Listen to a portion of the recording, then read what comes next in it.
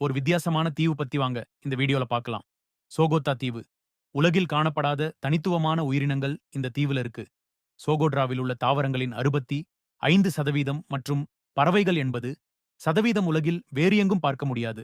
இதன் மூலம் இது பூமியின் நியூ கலெக்ஷன் ஏரியான்னு சொல்லப்படுது. இந்த தீவுல டிராகன் ட்ரீன்னு சொல்லப்படுற மரங்கள் நெறைய இருக்கும். இது பார்க்கவே ஒரு குடை மாதிரி இருக்கும்.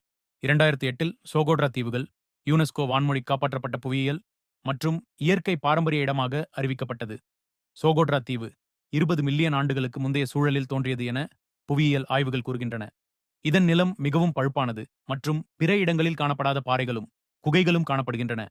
சோகோட்ரா தீவு நீண்ட காலமாக பிற நிலப்பகுதிகளுடன் தொடர்பில்லாமல் இருந்ததால் டிஃபரண்டான உயிரினங்கள் வளரத் தொடங்கியது. சோகோட்ரா பறவைகள் ஆர்வலர்களுக்கான சந்தோஷம் தரக்கூடிய இடம்.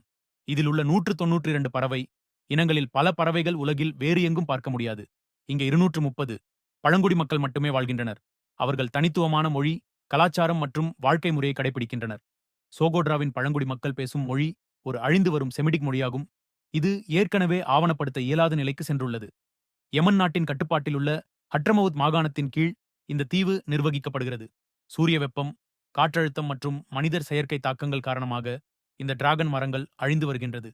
கடல் மட்ட உயரம் குறைந்திருப்பதாலும் வளிமண்டல மாற்றங்களாலும் சோகோட்ரா புயல், கடற்கரை அழிவுகள் போன்றவை அடிக்கடி நிகழும் இடமாயிருக்கு. இங்கு உள்ள தாவரங்கள் பல மருந்து குணமுள்ளவை. உள்ளூர் மக்கள் இவை மூலம் பல சிகிச்சைகளை செய்கின்றனர்.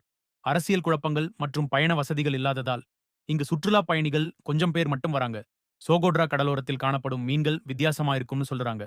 விண்வெளி புகைப்படங்களில் கூட சோகோட்ரா தீவு பசுமை வியப்பூட்டும் பாறைகள் மற்றும் சிவப்பு நிற நிலப்பரப்பில் மிக வித்தியாசமான வடிவத்தில் தெரிகிறது. இது பார்க்கவே வேற்று கிரகம் மாதிரி தெரியும்.